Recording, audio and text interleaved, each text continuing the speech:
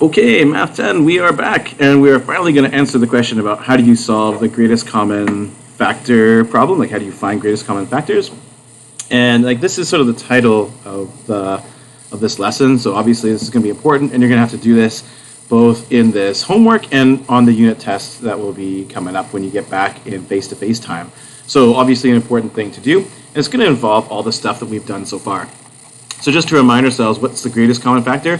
So if you're given two or more numbers, you find the biggest factor that is shared by those numbers. So we're going to look at all the prime factors of the greatest of the numbers we're looking for, and we're going to compare them. So let's take a look. Here's a kind of step-by-step process. So what I'm going to do first is I'm going to do the sort of factor tree for each of these numbers. So make a factor tree, and then I'm going to take a look at sort of this this prime factorization kind of thing here for each of those numbers, and I'm going to multiply the smallest powers of the common prime factors of both numbers, or of all three numbers, or however many numbers there are. So let's take a look at an example. But this is a good, like right here, good kind of recipe for finding these things. So I'll start with an example would be sort of find the GCF for say 24 and 36. This is a classic, oh, I can type, I'll do it, I'll get there. Here's a classic type of question.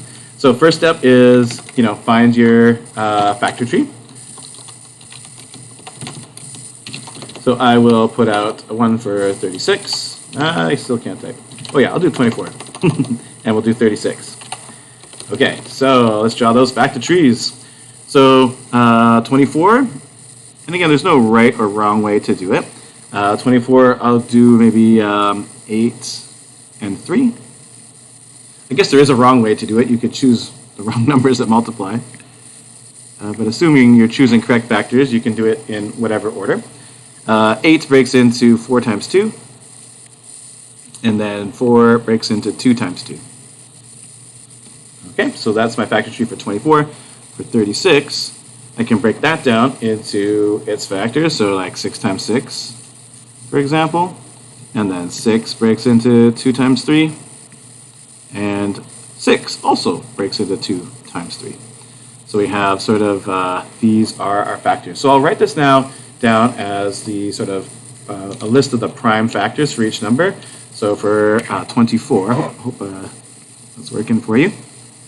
So for 24, that's going to be, we have 3 2s, so 2 to the power 3 and 1 3. For 36, we have 2 2s, so 2 squared, and 2 3s, so times 3 squared.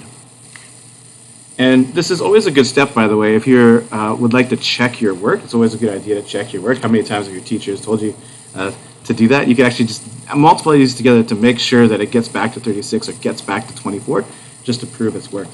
But I think we're good to go. So now we're going to do the second step. So we've done step 1, that's the factor tree, to find the prime factors. So step 2 is we're going to multiply the smallest powers of the common prime factors. So this is sort of step 2. 2, not 1, 2. There we go. So it turns out we have all common factors here. 2 is common for both 24 and 36, and 3 is common for both as well. So if there was an additional additional prime factor that wasn't common, then we would just ignore it. We would just leave it out. But we have all common factors here. So we're going to definitely have our 2 and our 3.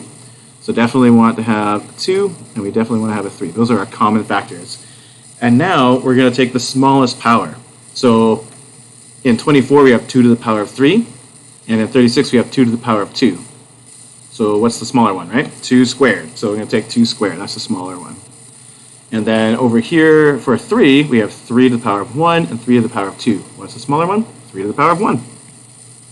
So now we can multiply these together, and that'll be our greatest common factor. So we can do 2 squared, which is 4, times 3. So 4 times 3 gives us 12.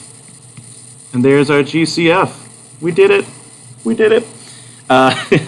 This process is the same for 3 numbers. So if you were to take a group of 3 or more numbers, you could just draw the factor trees for all those numbers. and then look at the common factors between all 3 or 4 or 10 or whatever numbers you had to work it with. And again, you're always going to take the smallest power among the common factors, and then you just multiply all those together and you get your GCF. So that's how GCF is calculated. There'll be some questions in the workbook I'll post for you to try out and see if you can do it for yourself. I think as a last step, you might want to just double check that both your numbers are divisible by the GCF. If they aren't, like 36 is divisible by 12, and so is 24. But if I got a number like 15, I could check if it's obviously wrong by going and dividing it. So that's one last thing you can do. All right, thanks, Math 10. Good luck with trying that out. We got one more video for you coming up on the lowest common multiple.